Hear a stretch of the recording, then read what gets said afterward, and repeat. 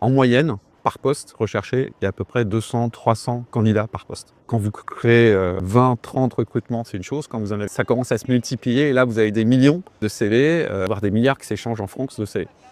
En face de cela, il y a à peu près 3% de la masse salariale de l'entreprise qui est destinée au RH. Donc les gens du RH n'ont pas le temps de s'occuper à la fois de cette sélection et de cette répétitivité, cette couche de bas niveau, et en même temps de s'occuper vraiment de l'humain qui est leur métier, et des candidats et des interviews de ça.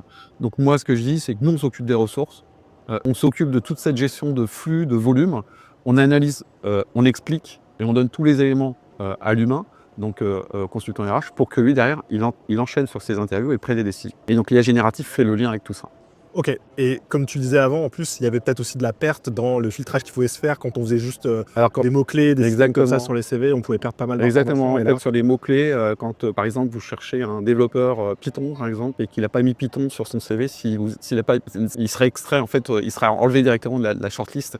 Nous, en corrélant, des centaines de points data sur le CV, on permet de voir que de par sa formation, de par son expérience, ses projets qu'il a menés, et on sait qu'il connaît Python, et donc du coup, il sera scoré positivement sur cette partie-là.